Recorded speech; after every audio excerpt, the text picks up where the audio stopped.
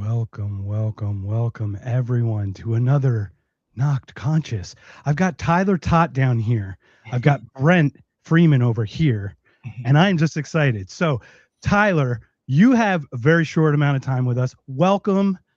Thank you for inspiring us to jump on here so you can share your inspiration with us, man. Welcome. Brother, it's an honor to be on here. Although now I feel terrible about my own YouTube show after seeing your intro. That's fire. What a baller intro you got, Mark. That's Jason to Drop the Mask. Drop the Mask pod. He did our intros, guy. I'll get you guys connected. He'll hook you up. He loves doing them. So that's awesome. He just had a baby girl. So congratulations. That's awesome, man. So. Many blessings to him. He's co-host. That's why he's no longer the co-host. He's focusing on the family. So I love it. I'm good really man. Happy. Good man. Got the priorities right, man. Well, yeah, I've connected with Brent several times. I love this guy a lot, man. Yes, sir. You and Mark are boys, and so it's awesome to hop on here and jam a little bit with you guys, man.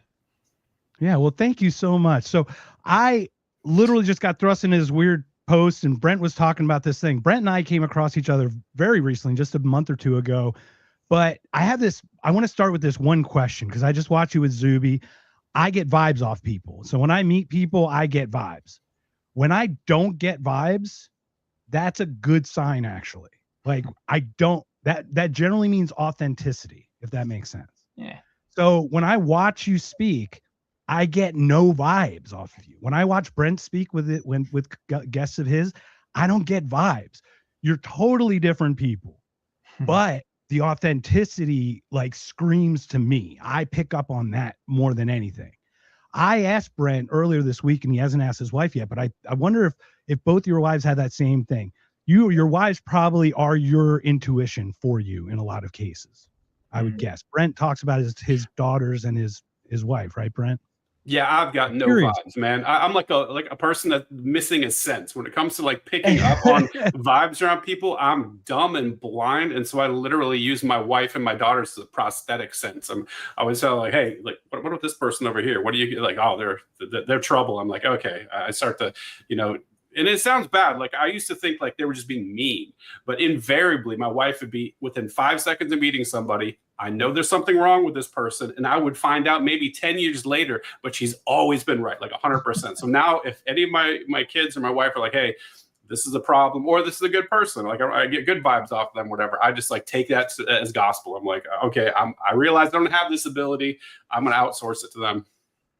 And this is the question. So Tyler, to you and Brent, is it your wives that sense that same authenticity? What would you say is the one thing about you as the core Tyler that is like the one thing that your wife gets about you? Man, I think it's that, like, and to piggyback off what Brent said a little bit, I'm like a dog. That's the joke in our house, bro. I just wake up happy every day. I trust people, this or that. And I'm just like a happy kind of go lucky guy. Most days I'll hit a burnout point every now and then where I'm pretty miserable to be around every now and then. But most days I'm just a pretty good vibes guy and happy and grateful and this or that. And so there's been many times, man, where if I look back and say in business or relationships or partnerships, wherever it might be, I'm like all in. I've met this guy. I've known him for 9 minutes. He's my best friend. I'm ready to wire him $100 grand and we're going to do this deal. And my wife is always the one that's like, hey, take a breath. Let's look into this. And so I very much trust her perspective, her wisdom on a lot of that stuff too, because I'm a dreamer by nature, right? I'm like a big ideas, let's go conquer the world type guy. I think it's a cheat code to have a woman in your corner who has a lot more common sense than me on a lot of things. And so, yeah, I think if you ask my wife a little bit about me, man, it's, I think she likes the energy and she likes, she'll say to me a lot when we're out, how do you just like make friends with like you're pumping gas and now you and this guy are going to go meet next week at the park to play with your kid. Like, how do you even do that? I think she kind of likes that aspect a little bit of it, but I think I like hers a little bit of it. And we've probably made each other a little better in that, coming to the center of like, okay, we don't need to be best friends with everybody. Like in college, they wouldn't tell me about parties until 20 minutes before they started. Otherwise, bro, I'm inviting everybody. It's supposed to be a gathering of 15. We got 150 people now. So that's always been my MO, man. Well, you're in Vegas area. And it's funny. You mentioned being a pro poker player. I actually played in the World Series one of the events 8 eons ago, probably before you were born. But no, I played in 2008. So you might have been playing back then, but not sure. I was actually probably playing the World Series poker then too, man. What event did you play? Okay, nice. Yeah. What's that?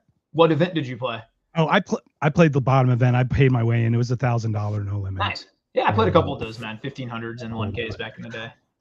Yeah, I used to get comp monthly to go to Vegas, so it was kind of nice. I drove there, watched the bridge being built, as I drove from from Arizona, because we're neighbors. So right. It's really cool though. But like, I love watching this, and what I think so authentic is I have to find myself authentic, but not as positive as you, because I see things, perceive things very differently.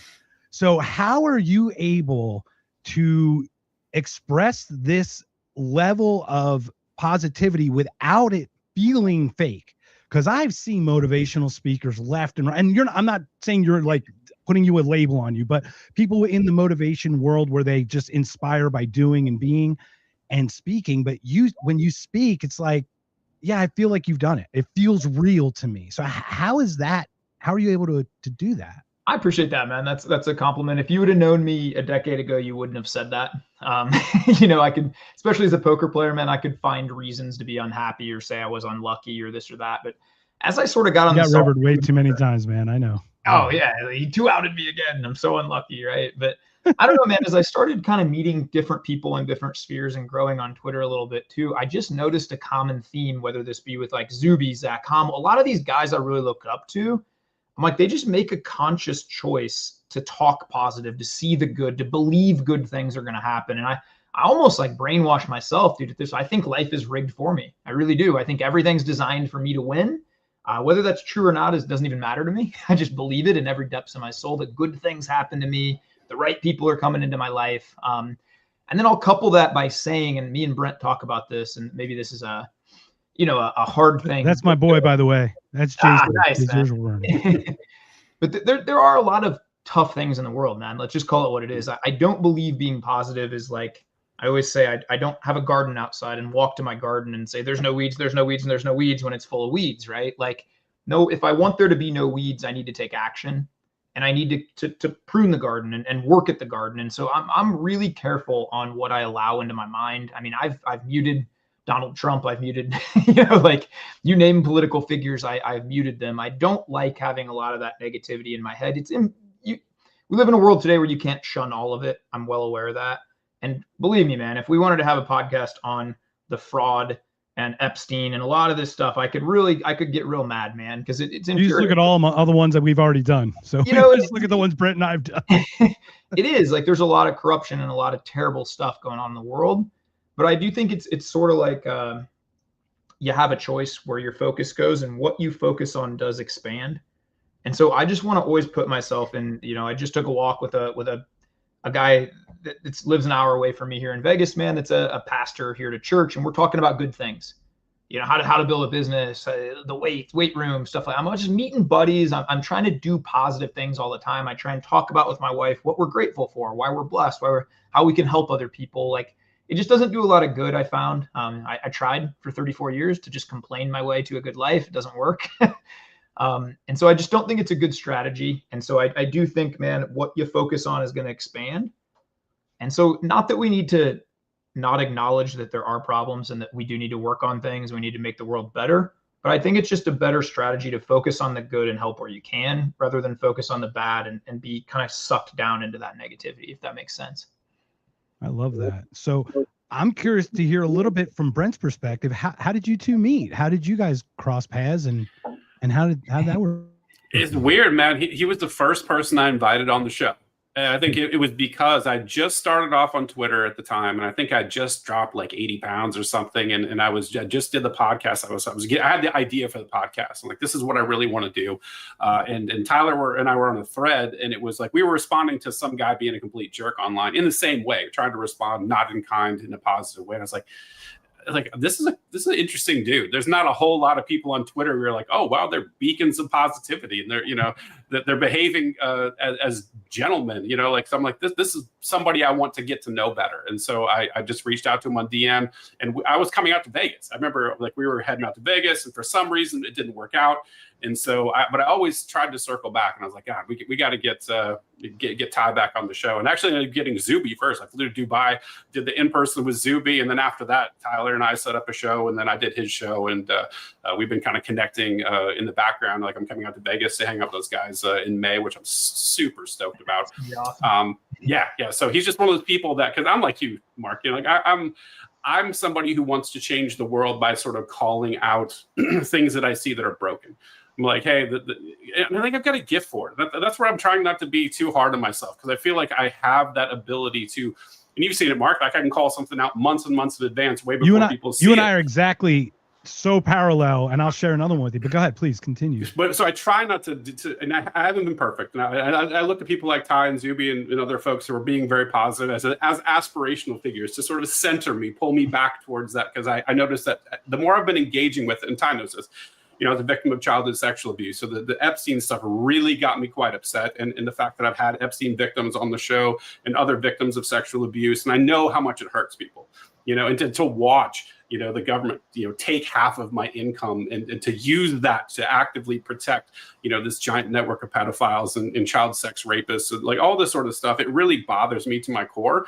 And to see people that are my countrymen, my neighbors, you know, fellow citizens, supporting this and backing it up, it makes me upset to the point where I just have to say something. And so I'm trying to find that balance now, where I'm going to be honest, I'm going to call out evil when I see it, but I'm also trying to pull myself back to not go to that edge, not stare in the abyss too long, because the more you stare into it, the more it stares into you, and it's got a corrupting force. So I think there's definitely some tweaks to the dial that need to be made, and I don't think I'm quite there yet. I'm still a little bit crashed out about it. I think the fact that it's never resolved, the fact that the goalposts keep moving, they're going to redact everything, we're not getting transparency, there's no justice for the victims. It really pokes at my heart in a way that I can't really describe, and unless you've had that experience of being victimized that way, it's hard for people that don't have that experience to understand how ghastly and how evil and how damaging, you know, that type of experience is. So like I said, I love Tyler, because I look at his stuff, and sometimes I'll go to his page and just read some of his stuff. I'm like, okay, I need to pull myself back from the edge. I've been staring into the abyss a little bit too long.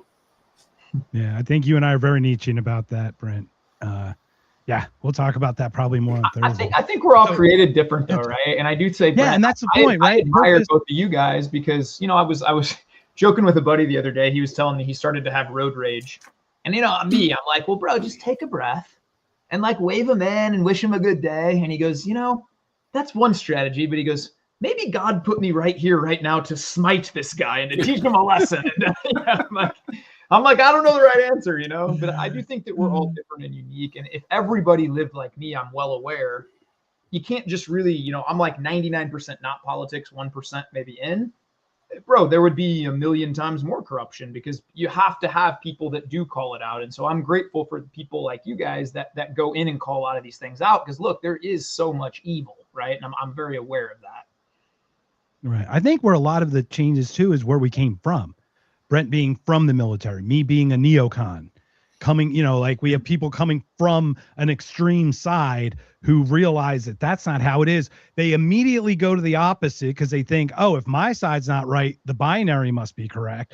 But then that's where they get stuck. People like Brent and I go, oh, wait, that's the same thing in a different clothing. That's not right either. This isn't right. So we kind of take a step back. So, and it's a purpose and meaning thing. Cause I'd love to hear a little bit about your experience, Tyler, how you nutted up and just strapped on your bootstrap, pulled them up and just got out of bed and did your thing. Cause you meant, I watched your one with Zuby, but I'd love for you to share for our audience here as well.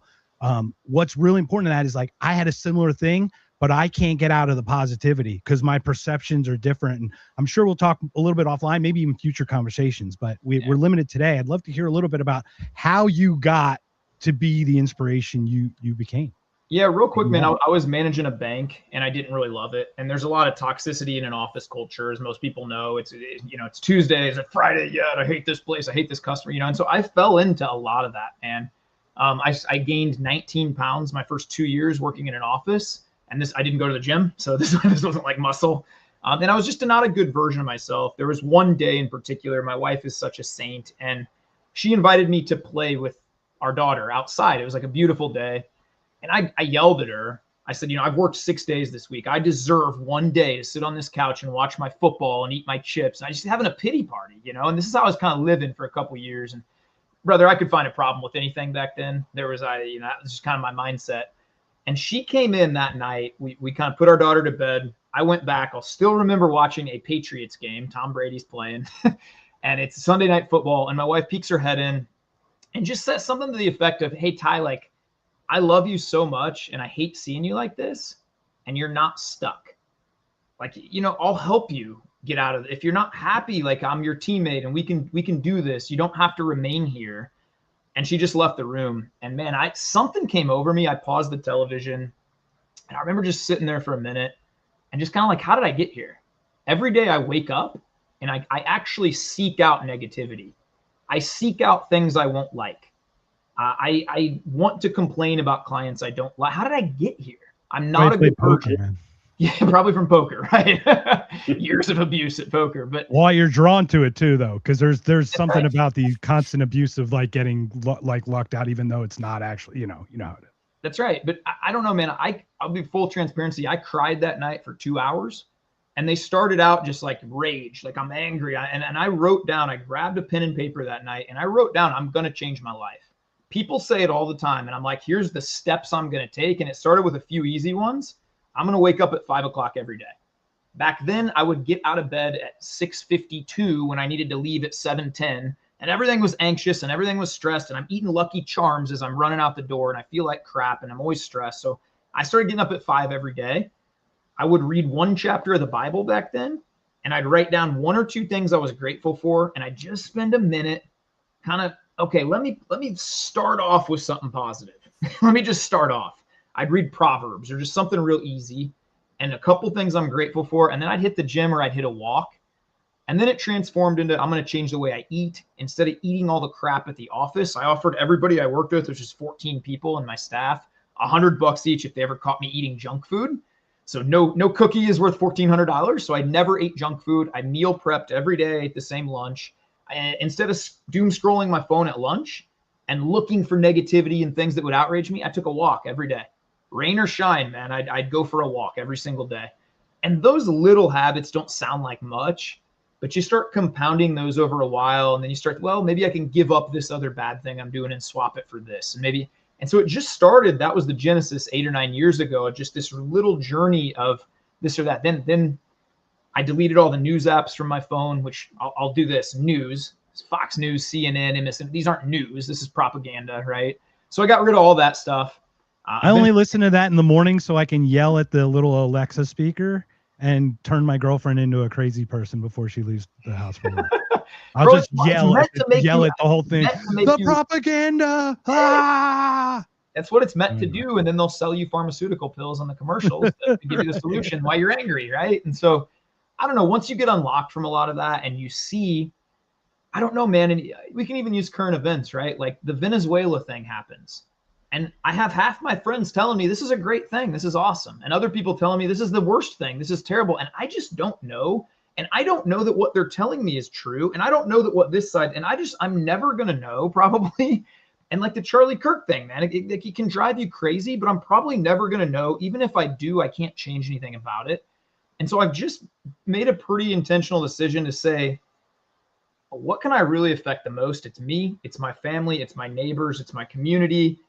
Getting involved in a lot of local charities and a lot of little things here, helping people abroad, inspiring people to be a little happier and better. But again, I think that's my role. I don't think that's everybody's role, but I do feel like that's why I was put on the earth, to be honest, to do things like that. Now, I do think there's other people that have a different one. And we're probably all in the middle. I should probably care a little more.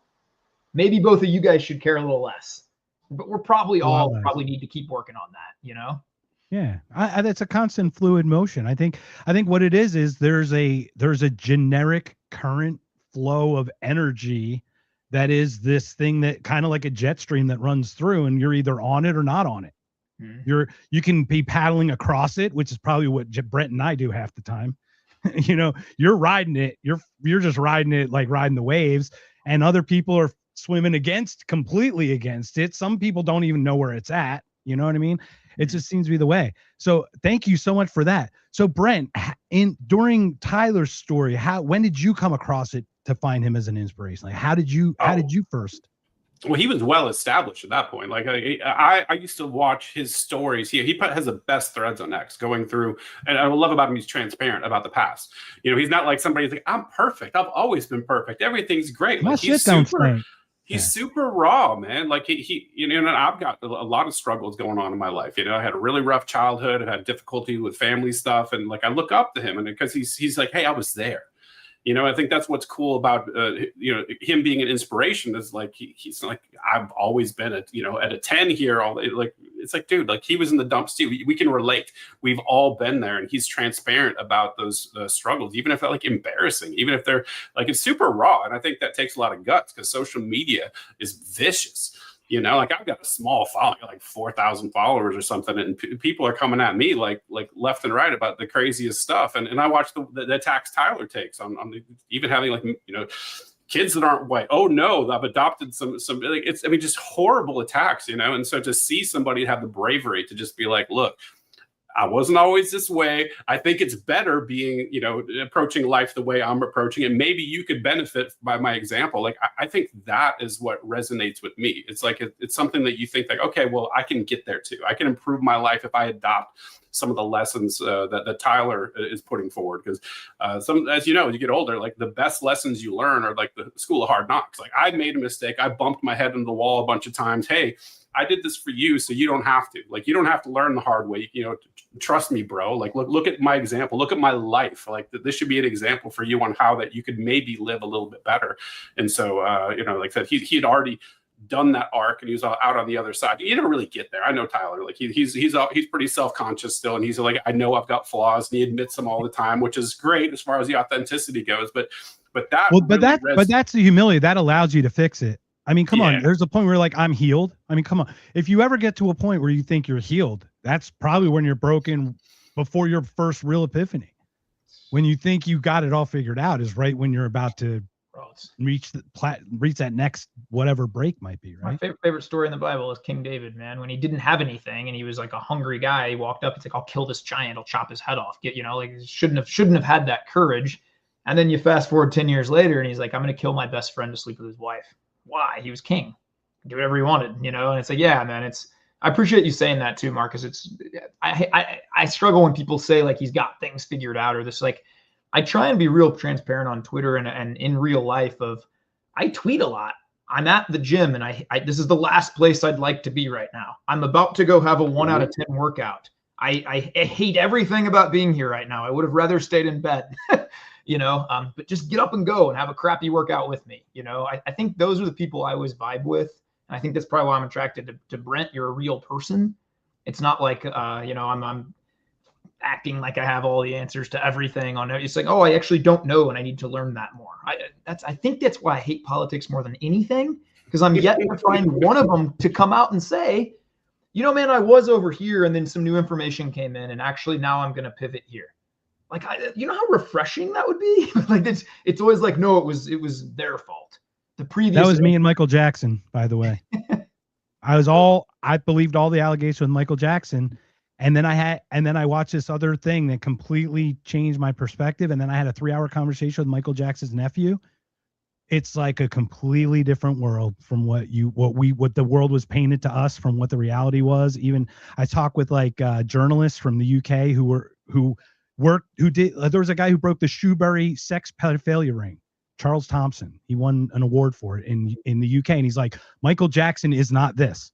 And you're like, you're talking about people from abuse, like Brent, yourself, for example, then that see this and they don't see what the characteristics are. And that's where the interesting pattern recognition comes in, because blaming someone illegally or wrongly is just as bad as the person getting away, because it dilutes the actual effectiveness of said issue or something like that. But let's stay positive, man, because this has been so good, man. You just make me want to get up out of bed. Before you move on, I want to call out something that's really, really important. Is that I think people get way too married to the ideas that are in their head. Like Tyler called it. Like it's refreshing for somebody to say, I believe this, and I got hit with some new information. I've taken some extra time and I've deep dove into this. And I realized I was actually wrong. And I think this is actually the truth right now. There's so few people that do that because you get tied into either ego right? It's tied. It's my idea, so I have to defend it. Whether it's right or wrong is irrelevant. I have to defend this thing to the death because it's my idea. You identify with it, or it's my team's idea. Like this is what we believe. This is over here, and this is part of my identity with the group identity. It's beyond personal identity. It's like sort of like a second order identity. And those two things drive a lot of mistakes. I think people get ossified in their thinking, and they get rigid, and they get vicious, like a badger that's been cornered. And they like to attack people if anybody says anything about their idea. And so I think this is where, Mark, you and I are really much, very much alike in this regard. It's like we're curious, we're exploring, we're open, and we can point to like 90 other times we've changed our mind on something. We don't sort of hold on to with a death grip being right, or like, I don't give a crap about that. Like if I'm wrong, if somebody shows me I'm wrong, I'm like, thank you very much for correcting me. Thank you. That is science. Prove me wrong, please. Like, so we can be right. The closer to the right. Yeah. That's a great point. And Tyler, to your point, I'd love for you to delve into this a little bit, is people just think too much. Like Brent, you and I are probably like that. When we start feeling a little down in the dumps, when we start getting depressed, how do I get out of it? We start thinking about how to do it. No, just do something and then correct as you go. You have to move, get your gills, get the water flowing over the gills, become the shark again. You know what I mean? Like you have to actually act first.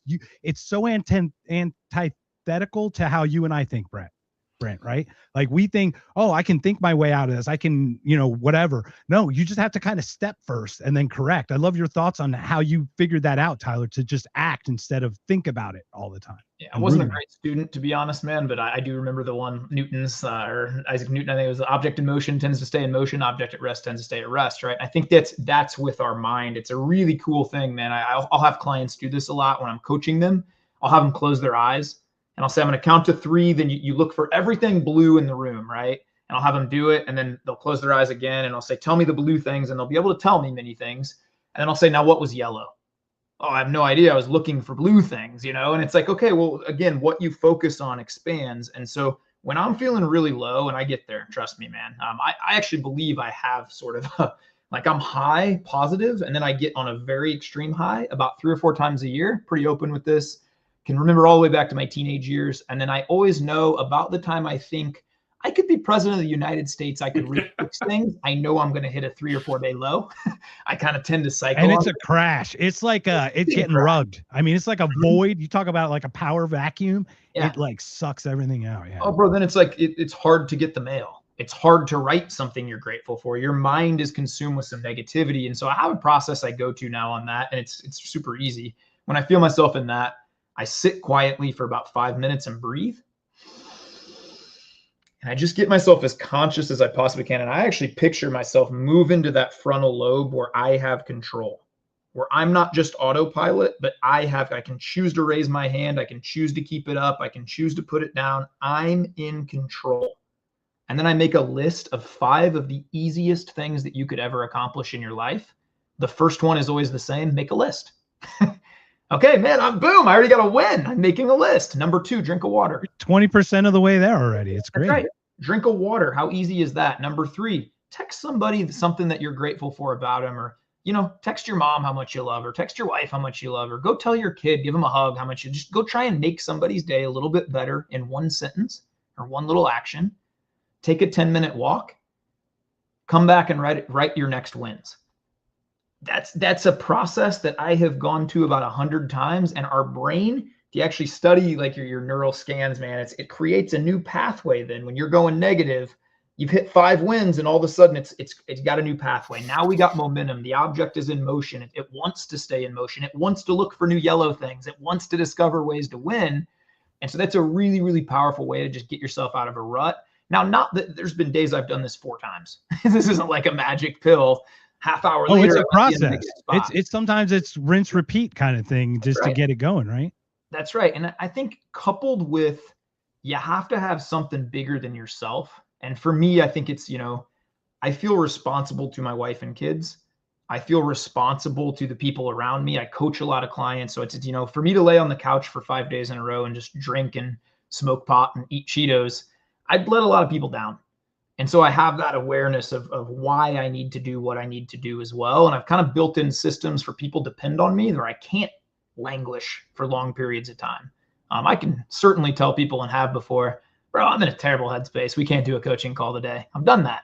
And I need a day. You have to, because you will hurt that person. That's you right. will unintentionally affect that person in a way you have no idea how it could happen if you're not whole. How can I get better? You can't. Life sucks. It's awful.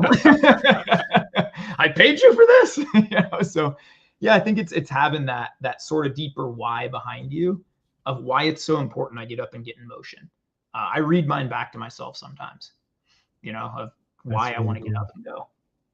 So Brent, do you have anything like that? I would assume you have manic and depressive moments like we all do, where you just are like, you hit this peak and then crash and you're like, I got to get out of this. I'm not that way. I think I probably have a little bit of, like, real talk. I'm probably a little bit hypomanic sometimes. Like, I will go through, and this comes to, I'm well aware of myself and like what my limitations are, also my gifts. And I'm ADD as hell, which means I'm interested in a million things, which makes me great in a lot of ways, right? But I'm also low conscientiousness. It's always been a struggle for me, and also maybe hypomanic. So I get like Ty, I can see this like grand vision, and I come down off of that, but it's not like I don't have a crash. I don't have a depressive side to that. Like, I've never been a depressive person, which is weird because of my history. I'm told from everyone I've went to for therapy, they're like, you're really lucky that you don't suffer from like anxiety and depression.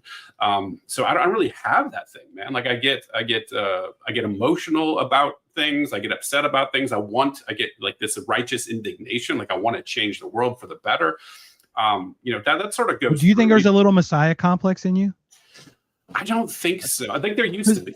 There was a time. I think I have some of that, but not from like, I'm the solution. I'm just part of the message. Like, it's still part. You know what I mean? Like, it's not me. I'm just a conduit of, versus like the thing out, if that makes sense. It does make sense. And I get why you asked that question, but I don't think I have that anymore. I think there was a little bit, but it was like, I think it came from being so hurt that I wanted the world to be better in a fundamental way. I thought maybe I could change it, right? So I had this delusions of grandeur that I can change other people. And I think maybe 5-10 years ago, I just came to this point, like, I can't change other people. I want to be a voice. That's why I have the show. I want to sort of put my voice out. I think I have important input to the conversation, but I don't stress about changing anyone's mind. You see me, Mark, like, I just say it. I say what I think. 100%. This is what I think. I will call people out if I think they're being evil. I'll say all the things, but I also am at peace in the fact that I see the world as like concentric circles of control. They're the locus of control with yourself. Like, you have full control almost. I mean, certainly things you can't do. Somebody with guns are going to come and do something to you if you break a law or whatever. But like, for the most part, you have way more control. It's like the meme. Like, you can just do things for the most part. And in your family, you have the second most control. And then beyond that, in your local community, like it goes outward. And everybody, I think, gets tied up in like, I'm going to change the federal government. It's like, no, you're not. No, you're not. You're not going to move the needle at all. So I think when I was younger and more naive, I thought maybe I could affect this grand change. I don't think that anymore. I think now I'm just like, I'm so at peace with like, I'm going to take care of myself. I'm going to try to focus on becoming a better version of myself, trying to put positive vibes in the world and try to, call out evil, but also lift up good. Like, I think it's two sides of the same coin. Having some balance is somewhere I could probably work on, but I'm totally comfortable letting the chips fall where they may. It's like, that's not my thing. I'm not going to change everyone's mind, and I'm totally okay with that. So I think when I was younger, more naive, maybe a touch of that, but I don't have it now. I'm very much at peace. I'm going to do my best.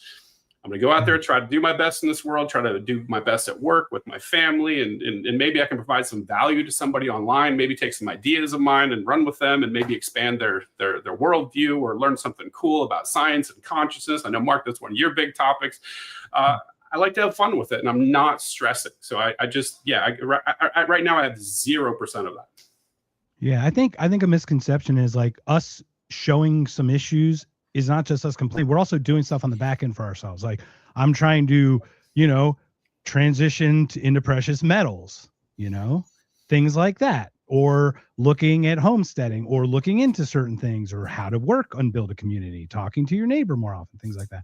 I love that as well. It's such a great thing. So Tyler, if I make it back to you for a second, Brent and I don't want to speak for Brent, but we're not of the faith the way I think you are. Mm-hmm. Would that sound right, Brent? Is that sound yeah, right? no, Tyler and I have talked a lot about this. Again, I love chatting about this stuff too. And this is the thing. I know we don't have much time. I'm sure we're gonna have more Peterson-like value of the Bible versus factual Bible versus truth Bible kind of things, because I honestly think that the Bible's loaded with truth, and the problem is it's not factual. And the people who there's a very large percentage of people who take it factually way more than they should take it truthfully, if that makes sense to me. And that creates a much more the division among humans than I think it should. My question for you, though, and Brent, I'd love for you to follow up with yours, but have you had a spiritual experience where not just reading the Bible, obviously you had epiphanies and things like that, but I'm talking about, have you had one of these moments where you met God in your way, that direct link that you talk about? Yeah, so I'll start this by saying, and I think Brent knows this about me. I always say, man, I have a faith. It's my foundation. I also don't know, and I get crucified online for saying that, but if God's infinitely that's what I want to do, because I don't want to attack you for this, because I see you as a highly intelligent, logical person. Is once again, we talk about what actually is, right? And that's where Brent and I are like truth seekers in this weird way that just creates a dissonance. But I think the way you're going to explain this is going to make it bridge that gap for us. So that's why I want to offer you that opportunity. So the first thing I think is, I've studied as a former poker player. I like odds and I like statistics, and I actually read a lot of atheist viewpoints and Big Bang, and I read a lot of Case for Christ and former atheists that said, man, everything kind of points to God. And I sort of logically reasoned after this in my own mind, it's far more likely that there's just an intelligent designer, that there's one being that created the maybe simulation we're in or all the whatever it is. But there's got to be a creator that makes more sense to me. But I get killed for this online. If that creator or being is infinitely smarter than me, who am I to say every word in the Bible means this? Maybe some of them are just stories to inspire people at certain times. Maybe some of them did happen and they are completely factual. I know at low points in my life, I've something even supernatural will cling on to me where I'll like think of a Bible character. And I'm like, he got through that. I can get through this. Maybe that's what it's meant for. Maybe it didn't actually. I don't know those things. I think anybody who says, I 100% know everything God thinks, I kind of dismiss a lot of what they say, because that seems silly, man. The same way I'm walking and an ant on the ground can't look at me and think, I know what he's thinking today. I know what he's doing. And God is even farther apart than that. So to me, that happened. Now, my big thing, man, I grew up in the church. I turned my back on the church and was kind of like, I don't know. I went to college. I started playing poker, making a lot of money at poker. I was in co-ed dorms, and I literally flat out told my parents at 19, maybe you need church. That's awesome for you. I don't. I'm having a lot of fun over here. I don't want to follow these rules. I'd rather go do my thing over here, right? I did that for 7-8 years, and to be honest, I won. I would say that game of life, man. I drove a $75,000 Benz when I was 22. I was the first person. I bought a house on a golf course. I made $1.5 million before I was 28 years old playing poker. I had a house on a golf course. I was at nightclubs with famous people, with Playboy Playmates in my booth, right? Like I had everything you could ever want. And man, it all came crashing down when I was like 27, 28. I just kind of realized one night, what's the point? Like, what's the point of this, man? I don't know, like another nightclub, another DJ, it just doesn't, a little more money. It just, nothing made sense to me. And I got very depressed. And then I ended a relationship of 4 or 5 years that I had. And I had this condo in Chicago, man. And I would sit up there by myself drinking a lot of nights. And it was 21 floors up. And I just overlooked the city and just think like, my desk bays are behind me. There's no point to anything. Like this just, life sucks. And I don't know, man, I'll get to the point of faith where it kind of hit. I messaged randomly a guy who is a preacher, and I just remembered he always seemed pretty happy and like pretty joyful. And I just messaged him at midnight one night, pretty drunk. Hey, Eddie, I chased everything the world told me to chase. Wait a minute, you drunk text a preacher? Oh yeah, at midnight. Dude, that is the best drunk text I've ever heard in my entire life. Yeah. This is going to be clipped for all the ages. Drunk text to a preacher. So I texted him and I said, hey, Eddie. What are you doing? Yeah, like I have everything the world told me I should have. I'm around beautiful girls and have access to them. I go to the best nightclubs. We had a table last night with professional hockey players next to us. We eat great meals. I have free time, all the things that people would tell you want, and I'm miserable. And I said, can you tell me why, or is there something you can point me towards? And he said, meet me for coffee. He actually texted me back at 12:05. And to this day, I'm like, do you ever sleep? It was a Saturday night and he had to preach the next morning. And I'm like, you ever sleep, man? But maybe he doesn't. I don't know. Anyway, we started meeting for coffee and he did never judge me, man. And I thank God for Eddie Lowen a lot because he affirmed some of my doubts. And he was the first Christian guy to say, you know, Ty, I don't have an answer for that. Like, it might take faith for you to get there, but it would also take faith for you to believe this. You go explore these questions. You go look. And he challenged me one thing, and this I'll get chills telling, man. He said, why don't you say a prayer 30 days in a row? And he said, God, if you're real, show yourself to me. And I accepted it. I said, all right, man, I'll pray that. And I actually told him, I'm such a skeptic. I don't believe this, but I will do it for you because I respect you. So every morning I woke up and, you know, kind of like, okay, God, if you're up there, show yourself to me. This was day 22. And I came out to Vegas 3 weeks into this, man. And I had the worst poker session of my life. I still remember the hand that I lost. I was down about 10 or 11. I remember every hand I lost. What are you talking Never the about? ones you win. Never the ones you win. Oh, I remember. I got the best winning story, but that's a whole other. I'll never. That's the. That was was the totally most different amazing. podcast for that. But I remember being down 10, 11,000, just pretty miserable, angry.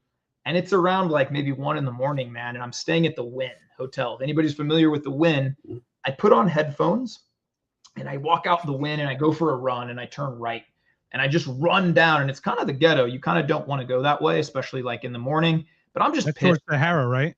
You're running towards Sahara and towards all Sahara, yep. exactly. Yeah, Man. I And I make a right down, probably not another great neighborhood, and I'm just running, man.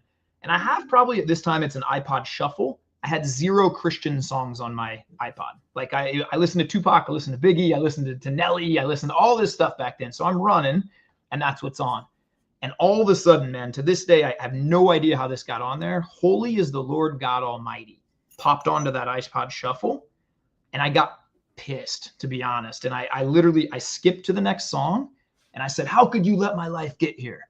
I don't have a, you know, like my girl left me. I'm miserable. I literally started shouting at God as I'm running. And bro, I'm probably running a 5-minute mile at this point. I'm running.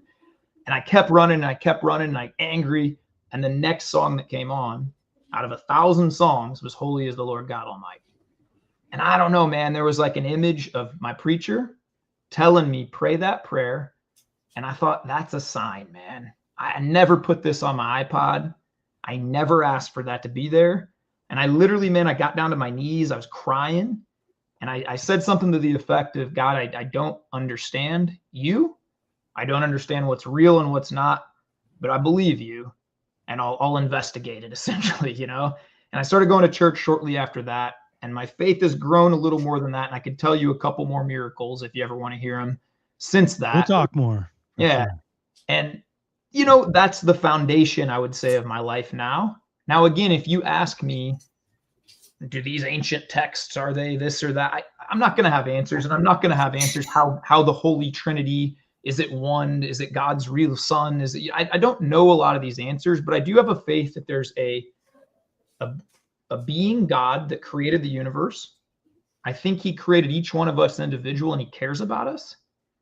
And I think that's a better strategy to even think about than just we're here randomly and nothing matters and then you die and it doesn't matter. I think it's good to think I have purpose.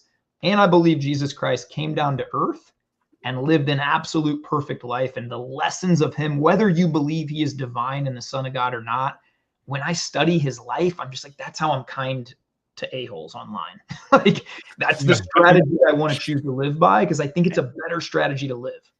And that's to bridge that, it's Christ is Christ consciousness in the spiritual world, because it's like it's the act of what Christ would do, right? Like, it doesn't need to be an actual human being who did these things for those acts to be good.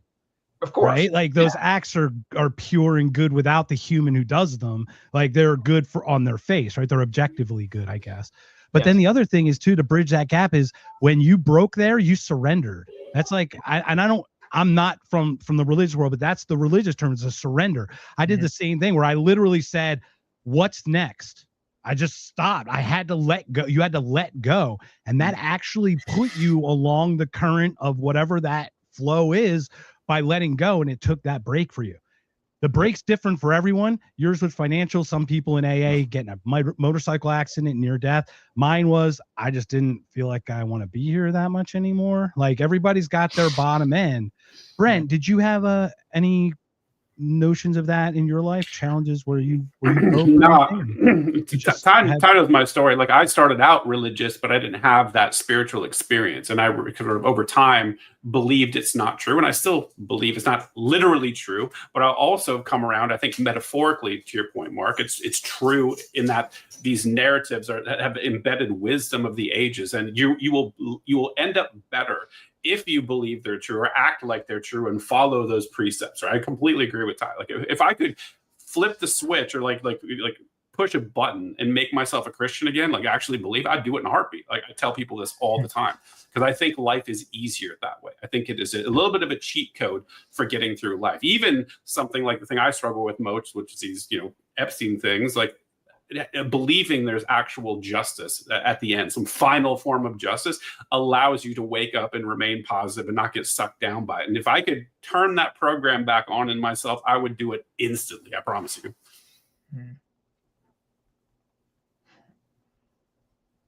I totally get it, guys. And we've got about 10 minutes left for your time, Tyler. I want to be respectful of your time. But Brent, you're absolutely right, man. It's the same thing as like those little truths get us through.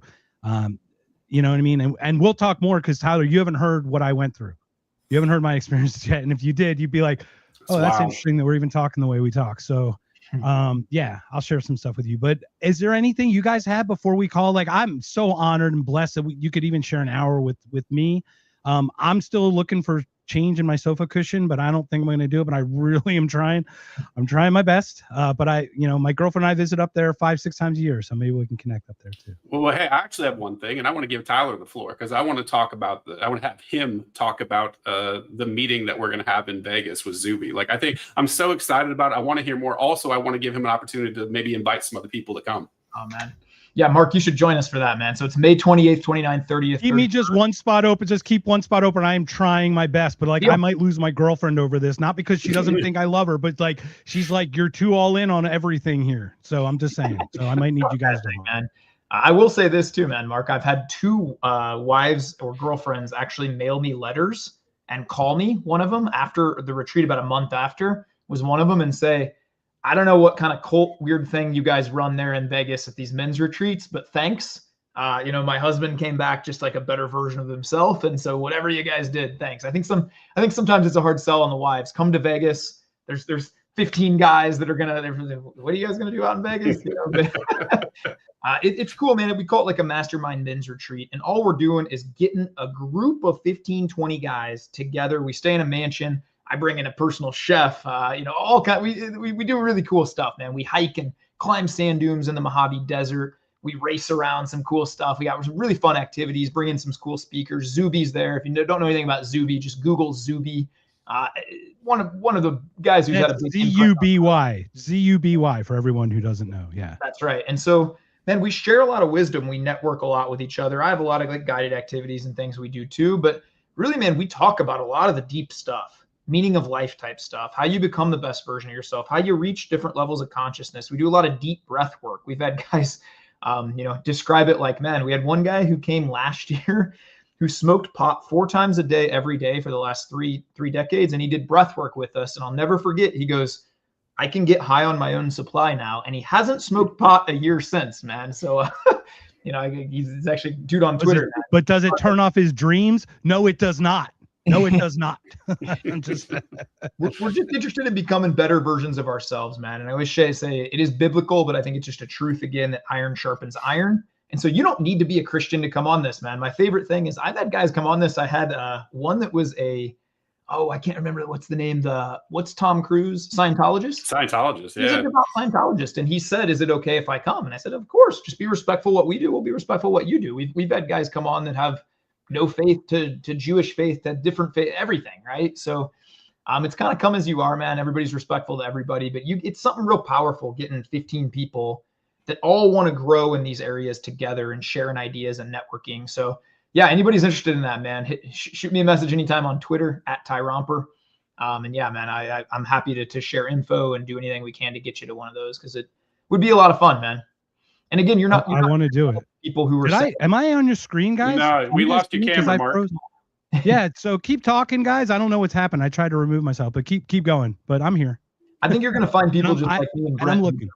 Don't say we have all the answers to everything. Even the quote unquote leaders of some of these things. Zuby is a guy who, you ask him questions. This is what works for me, but it might not for you. But here's how we can apply it to your life, right? And so you won't find any gurus that are perfect at these things, but you'll find a lot of guys who just want to keep getting better at the areas of their life that are important to them, which is generally all about the same. And we all kind of want the same stuff, man. We want a deep purpose and meaning in the work we do. We want to be fit and healthy. We want to be great dads and husbands and leaders of our community. We want to be, financially free and work towards that and build businesses and create things we love. So it's a great network of people there, man.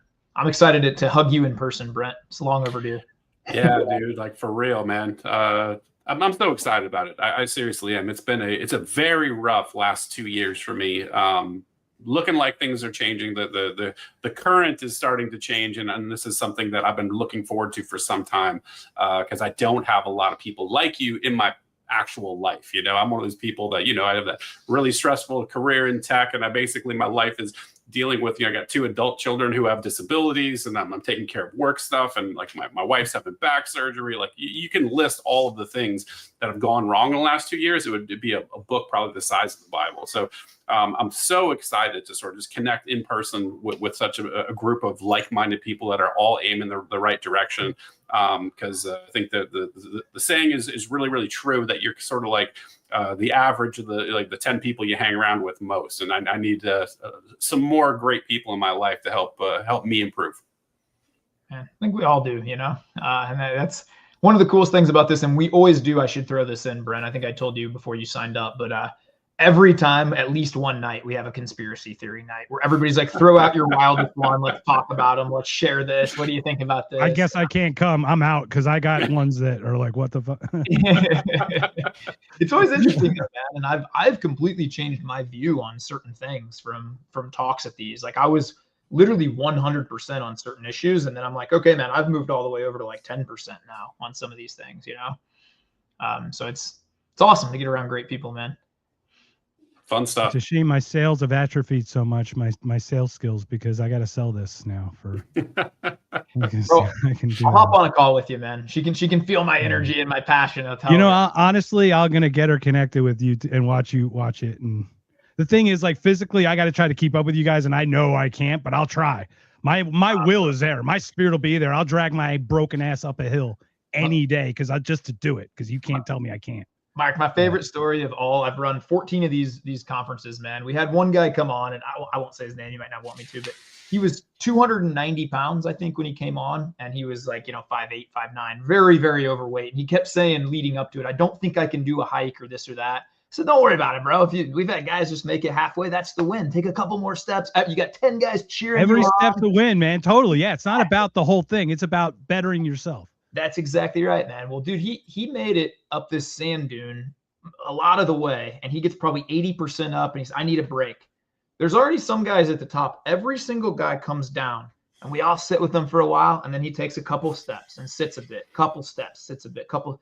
That guy made it to the top of that sand dune and screamed like I've never heard a guy scream before. And he said, a part of me died on this hill today. I'm going to go home and change my life. And that guy lost like 50, 60 pounds, man, in the next 6-7 months. Part of them lived that day too, though. That's right. The rest of them live. And that's my story too. Brent and I share like a weight loss story. You had the same weight loss. I'm 5'7", 5'8", and I ballooned up to 315. So I'm down to 195-ish now, but it was a struggle. Like I was going to beat John Candy. I was going to eat myself to death. I was going to die at like 42.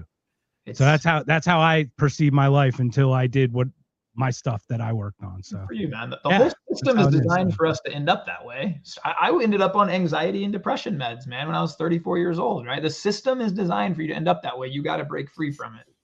Yeah, you gotta do it. And that's probably the perfect thing, Guys, anything else before we call it? I'm just so grateful for the time because I know the hour goes so quickly for us.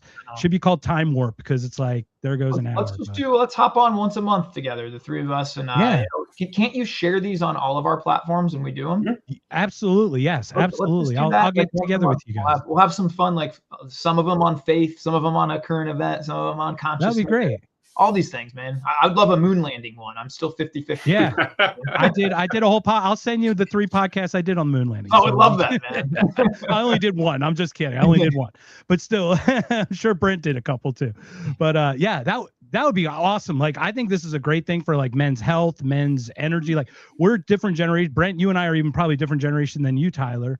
And then you've got your kids, so you got like the alpha generation. You've got probably almost run the gamut with everybody's kids and everybody. So we can be a message for a lot of people. Well, cool, man. Everyone, thank you again.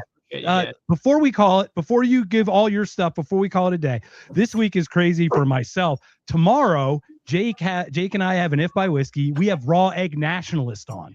So we are going to be, big get. Jake hooked that one up. I'm super excited. Then Brent, you and I on Thursday get to talk with Sterling Cooley. So that'll be my first conversation where we'll talk consciousness. My head's already ready to explode. So before I call it, Brent, can you share all the ways to get a hold of you and your podcast and your awesomeness, and check out episode number 1 of your podcast as well? Yeah. So Aiming Up Podcasts on all the platforms. At B Gets Better is my personal Twitter handle, and I've got the clothing company, Anarcho Syndicate Clothing Company, Anarcho SCC on Twitter, and anarchosyndicate.com. Yep, and you work with Maj and do some other stuff. You got some collaborations on the way. Yeah, work with Maj Teray on some 2A gear. Yeah, it's fun. I love it, man. Thank you. And thanks for joining, man. Thanks for jumping on and connecting us, connecting Tyler and myself. Tyler, please share all your information and we'll call it a day. And thank you again, gentlemen, for joining. At Tyler Todt or at Ty Romper on Twitter, TYROMPER, best place to get a hold of me. Shoot me a DM, say what's up. I'm on there every day. Tyler Todt, TODT is my info on YouTube, on at all the other spot. But I would actually tell people, if you're only going to follow me or Brent, go follow him. He's criminally underfollowed. His podcast is so good. I've been on 100. I've had 100 episodes of my podcast and been on 100. Your podcast is my favorite one. I've told you that before. You're so good at what you do. I really enjoyed watching I forget her name, and I apologize, but the Epstein gal. Oh, Juliet Bryant. Yeah. That was so good. You were so patient and asked great questions. So yeah, man, I would urge people, you're criminally underfollowed, man. We need to get you should have 40,000, 400,000 followers on Twitter. No, don't wait that on me, Ty. Like, I've seen what happens when you get too big, man. You're just trying to send the crazies my way. People, man. You mute people and you stay winning. That's what you do, man. Right on. And in all my humility, it's now your second favorite podcast that you've had with Mark. I really do. This is awesome. I'm just kidding, man. I turn down like 90% of the times I get asked to come on a podcast. So I'm grateful to do this one, and I'd love to do it again, man. You guys are both awesome. Well, thank you so much. And like I said, I think one of the biggest keys here going forward is, as we see the Bonginos trying to get back into the speaking world, authenticity, ladies and gentlemen, authenticity. Keep it real. Be real. Be really asshole. Be really great, but be real, and you will attract real. That's just what it is. And that comes through more than anything, I think. Thank you, everyone, again. Isn't Bongino the guy who said, "Don't let up on Epstein"? And now he's like, the one. Epstein. He's the one. And now he's calling us the liberal black pillars. Yeah, he's calling us the liberal black pillars. All right. Well, gentlemen, thank you again. Ladies and gentlemen, this has been another Knocked Conscious. Guys, stick around for 1 second. We got an outro, but we're going to call it in a second here. Thank you again. You guys have a great day. Take care.